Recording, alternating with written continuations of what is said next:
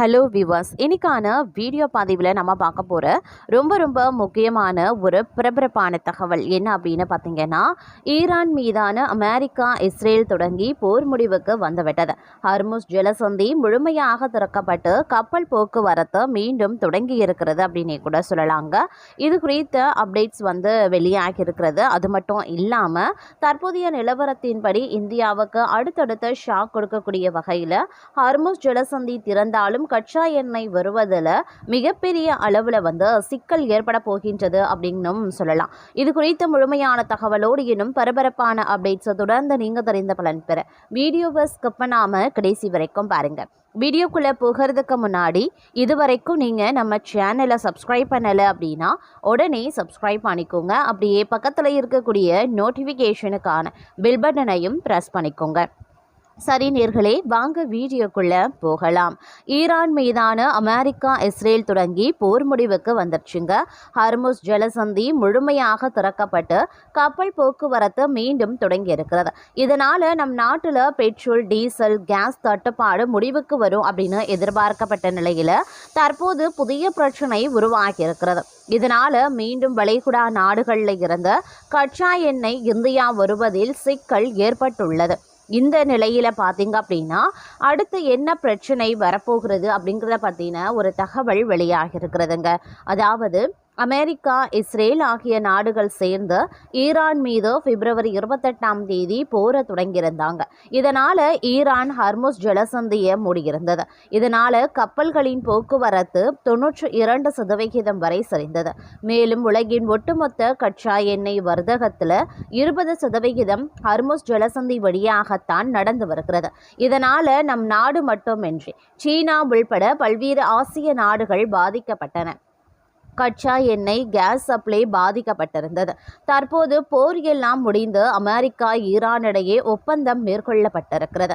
இதனால இனி ஹர்முஸ் ஜலசந்தியில் கப்பல் போக்குவரத்து இயல்பு நிலைக்கு திரும்பும் என்று எதிர்பார்க்கப்பட்ட நிலையில் ஆனால் ஹர்முஸ் ஜலசந்தி திறக்கப்பட்டு கப்பல்களின் போக்குவரத்து தொடங்கி இருந்தாலும் கூட தற்போது புதிய பிரச்சனை உருவாகி உள்ளது. அது என்னவென்றால் மத்திய கிழக்கு பிராந்தியத்தில் இருக்கக்கூடிய கப்பல்களின் எண்ணிக்கை மிக குறைவாகவே இருக்கின்றன. இதனால கப்பல்களுக்கான டிமாண்ட் அதிகரிக்க தொடங்கியிருக்கிறது. இது கப்பல்களுக்கான வாடகை பணத்தை அதிகரித்துள்ளது. ஒரு வரியில சொல்ல வேண்டும் அப்படின்னா இந்தியாவுக்கு கச்சா எண்ணெய் கொண்டு வருவதற்கு போதிய கப்பல்கள் இல்லை அப்படின்னு தான் சொல்லணும். இதனால கப்பல்களுக்கான முன்பதிவு கட்டணம் அதிகரிக்க தொடங்கியிருக்கிறது. வழக்கமான கட்டணத்தை விட கிட்டத்தட்ட 9 மடங்கு வரைக்கும் கட்டணங்கள் உயர ஆரம்பித்திருக்கின்றன.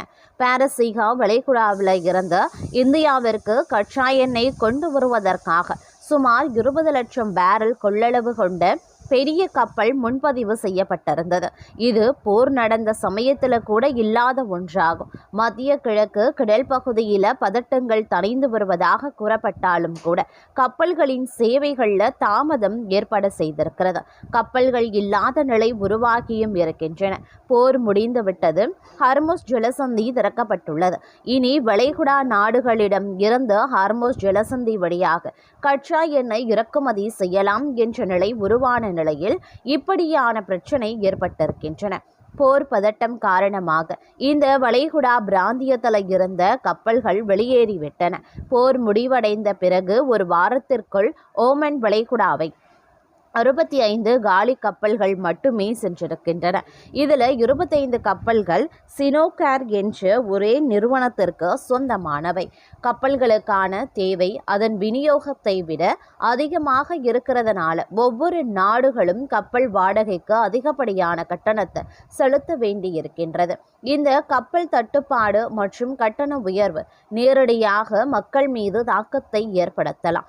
இது நம் நாட்டிற்கான கச்சா எண்ணெய் சப்ளையை இயல்பு நிலைக்கு கொண்டு வருவதில் பிரச்சனையையும் ஏற்படுத்தலாம்.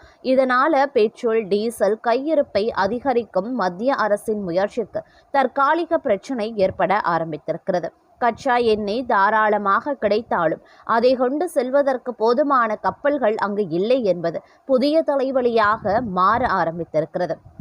இதனால் கப்பல் தட்டுப்பாடு நீடிக்கும் வரை இந்தியாவின் பொதுத்துறை எண்ணெய் நிறுவனங்களுக்கு உடனடி நிவாரணம் கிடைப்பது கடினம். வரக்கூடிய வாரங்களில் கப்பல் போக்குவரத்து சீரானால் இந்தியாவின் இறக்குமதி செலவு குறைந்து இந்திய ரூபாய் சர்வதேச சந்தையில் வலுவடையும். பெட்ரோல் டீசல் விலையேற்றத்தை கட்டுப்படுத்த உதவும். ஆனால் தற்போது வரை பிரச்சனை இந்த விஷயத்துல நீடித்திருப்பது பெரும் சிக்கலாகவே மாற ஆரம்பித்திருக்கின்றன அப்படின்னு தான் சொல்லணும். அது மட்டும் இல்லாம அமெரிக்கா மற்றும் ஈரான் இடையே தற்காலிக அமைதி ஒப்பந்தமும் கையெழுத்தாகியிருக்கிறது.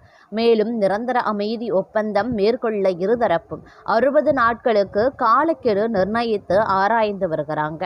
இந்த நிலையில ஹர்முஸ் நீரிணைய கடக்க முயன்ற சிங்கப்பூர் கொடியேந்திய கப்பலை ஈரான் இராணுவம் தாக்கி இருக்கிறது. தாங்கள் அங்கீகரித்த வழித்தடத்தை மட்டுமே கப்பல்கள் பயன்படுத்த வேண்டும் என ஈரான் எச்சரிக்கை விடுத்திருந்த நிலையில் இந்த தாக்குதலை நடத்தி இருக்கிறது. இதனால் நீரிணைய கடக்காமல் பல்வேறு கப்பல்கள் பின்வாங்கி இருக்கின்றன என்பதும் மிக குறிப்பிடக்கூடிய ஒரு விஷயமாகவே பார்க்கப்பட்டு வருகின்றதுங்க. இந்த நிலையில் பார்த்தீங்க அப்படின்னா கப்பல் தொடர்பான விஷயங்கள் பார்க்கும் பொழுது மேலும் தலைவலியாக மாற ஆரம்பித்திருக்கின்றது அப்படின்னு நான் சொல்லணும். இந்த விஷயம் அப்படிங்கிறது உலக நாடுகள் மத்தியிலையும் பெரும் சிக்கலையும் ஏற்படுத்தி இருக்கிறது. அதிலும் பார்க்கும் பொழுது நம்மளுடைய நாட்டுக்கு மேலும் இது பிரச்சனையை உருவாக்க செய்கிறது அப்படின்னு நான் சொல்லணும். இந்த விஷயத்தால் பார்க்கும் பொழுது அனைவருக்குமே அனைத்து நாடுகளுக்குமே பார்த்திங்க அப்படின்னா சப்ளை, அதாவது கச்சா எண்ணெய் டீசல் உற்பத்தியில் பார்க்கும் பொழுது மேலும் சிக்கல்கள் உருவாகலாம் அப்படின்னும் சில தரப்பினர் கூறிக்கிட்டு வந்துட்டுருக்காங்க. அது எந்த அளவுக்கு பார்த்திங்க அப்படின்னா பிரச்சனையை ஏற்படுத்த போகிறது அப்படிங்கிறத நாம் சற்று பொறுத்திருந்து தான் பார்க்கணும்.